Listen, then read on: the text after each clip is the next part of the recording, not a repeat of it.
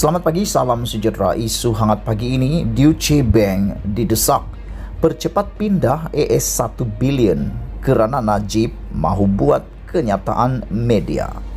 Berita sepenuhnya. Mahkamah Tinggi Kuala Lumpur hari ini diberitahu bahawa Deutsche Bank M. Berhad DBMB didesak agar pindahan wang sebanyak ES 1 bilion daripada 1MDB dipercepat kerana bekas Perdana Menteri Najib Razak ingin membuat kenyataan akbar mengenai projek usaha sama 1MDB dengan Petro Saudi International Ltd. Bekas pengarah urusan DBMB, Ketua Jualan Korporat Pasaran Global, Jacqueline Ho Yek Hwan, 51 tahun, berkata bekas pengarah eksekutif 1MDB, Casey Tang Keng Chi, meminta DBMB melakukan pemindahan dana itu secepat mungkin kerana adalah penting untuk berbuat demikian, memandangkan ia adalah transaksi kerajaan kepada kerajaan. Beliau terusan mendesak DBMB agar mempercepat proses pemindahan wang itu kerana Najib ingin membuat kenyataan akbar mengenai projek usaha sama 1MDB dengan PSI.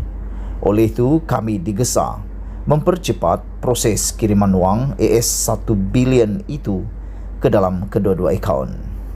Sebanyak ES 1 bilion telah dipindahkan melalui dua transaksi.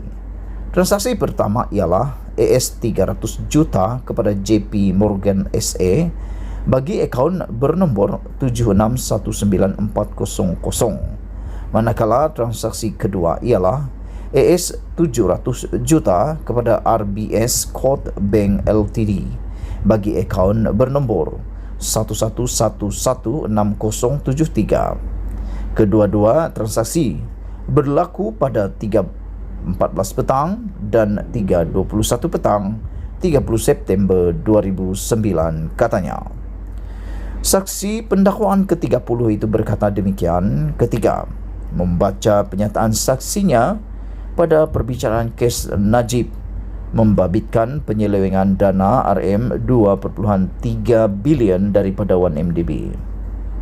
Najib, 68 tahun, berdepan 4 pertuduhan menggunakan kedudukannya untuk memperoleh rasuah berjumlah RM2.3 bilion daripada dana 1MDB dan 21 pertuduhan pengubahan wang haram membabitkan jumlah sama. Perbicaraan di hadapan Hakim Collins Lawrence Sequeira bersambung esok. Sekian isu hangat pagi ini. Jangan lupa tinggalkan komen anda. Sila tekan butang subscribe. Selamat malam, salam sejahtera. Bongkar, jangan tak bongkar, bongkar sampai ketahuan. Malam ini aku nak kongsi dengan kamu semua satu yang tular di media sosial. Apabila ramai penganalisis politik, pemerhati politik menggelar ada satu penyakit sedang menular di Malaysia, menggemparkan seluruh Malaysia. Apabila aku pun terkejut dengan media sosial di Twitter, Instagram, dan juga aku melihat di YouTube, ada satu penyakit yang mereka kata sedang menular di Malaysia. Tapi penyakit ini memilih orang. Hanya golongan kayangan, hanya golongan-golongan tertentu yang akan terkena penyakit ini. Penyakit ini tidak mungkin akan kena kepada orang-orang miskin, orang-orang bawahan, dan orang yang tak pernah main politik. Penyakit ini bahaya. Kalau kena orang biasa yang tak main politik, orang miskin, pasti ia akan menjangkiti orang lain. Cepat juga penyakit ini berjangkit. Nak tahu apa? Penganalisis politik menggelarnya penyakit sindrom Najib. Aku agak tergelak juga bila membaca analisis pemerhati politik menggelar penyakit ini menular di tengah-tengah politik Malaysia, yaitu penyakit sindrom Najib. Aku pun tak tahulah kenapa mereka memilih penyakit ini mulanya. Bila aku siasat, rupa-rupanya mereka menggelar penyakit ini, sindrom Najib, kerana ianya mula menjangkiti ahli politik yang lain. Nak tahu siapa? teruskan terus menonton video ini. Aku nak beritahu kepada kamu semua, siapa orang yang setelah dijangkiti penyakit ini. Tapi ciri-ciri penyakit ini menurut penganalisis politik dan juga pemerhati politik.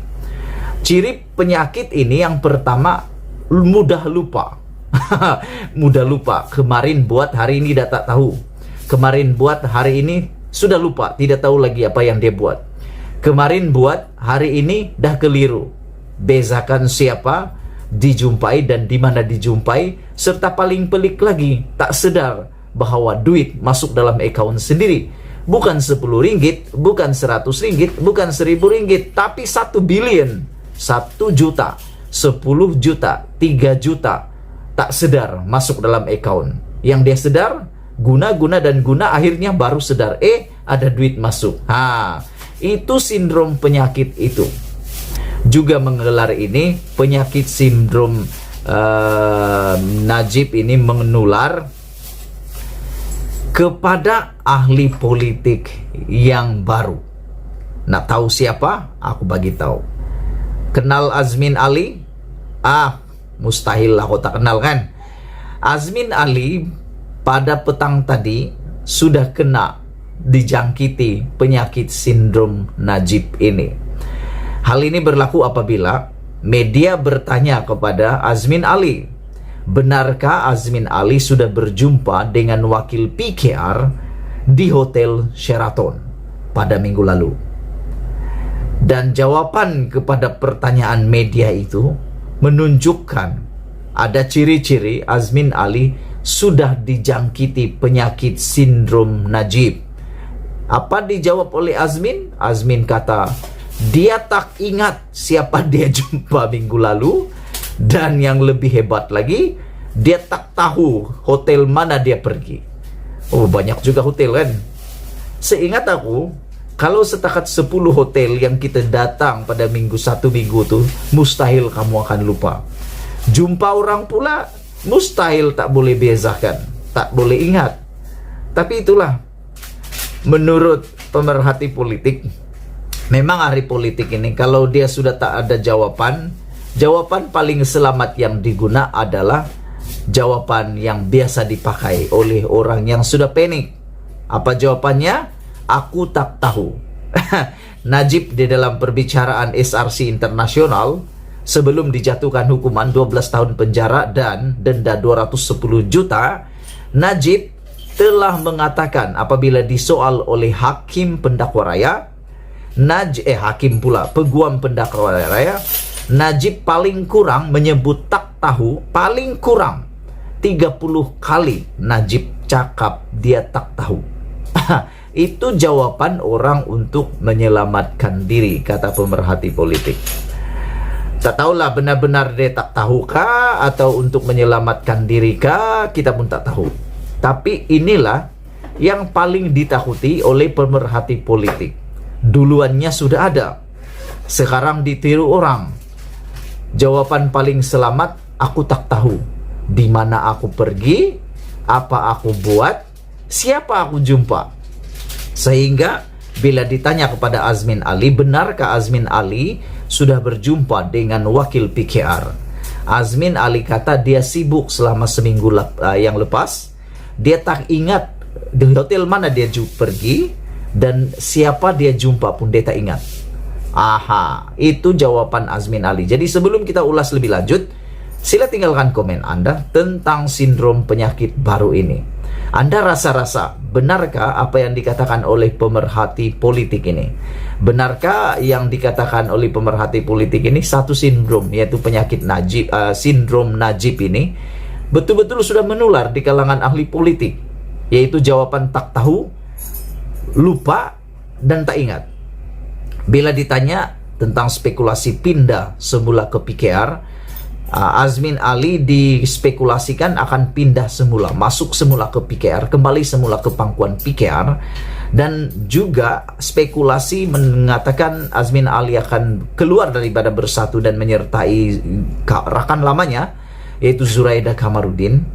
Azmin Ali hanya menjawab, itu kan hanya spekulasi. Spekulasi hanya spekulasi. Itu memang tak benar, katanya. Tapi ada banyak bukti sudah. Ada banyak, kalau kita kira lebih daripada 5 bukti menunjukkan spekulasi jadi kebenaran. Kabar angin selalunya tak pernah gagal untuk menjadi benar. Tapi yang benar selalu gagal menjadi benar. Itu yang pelik. Yang tak benar jadi benar. Yang benar tetap tak akan jadi benar dan akan jadi tidak benar. Itulah politik, dinamik politik di Malaysia. Petang ini kita dikejutkan apabila Azmin menjawab dia tak tahu kemana dia pergi, dia jumpa siapa, dan hotel mana dia pergi. Aku nak tanyalah sebelum kita berpisah nih.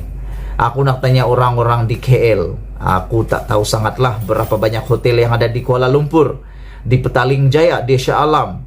Berapa banyak hotel di sana sehingga sukar sangat diingat. Ya, jangan dicakaplah hotel yang di bawah 2 bintang, 3 bintang tuh. Takkanlah ahli politik nak pergi hotel 1 bintang pula nak berbincang tentang masa depan politik kan. Biasanya mereka ni berbincang di tempat-tempat eksklusif. Jadi kalau bercakap hotel eksklusif mewah, tak banyak. Aku rasa tak banyak di Kuala Lumpur tuh. Paling banyak pun mungkin dalam 20 kot. Jadi mungkin boleh dipersoalkan.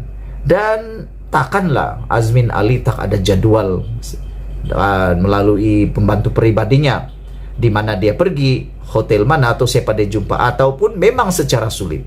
Kalau secara sulit, ya biasalah kita akan jadi lupa. Itu dulu perkongsian malam ini.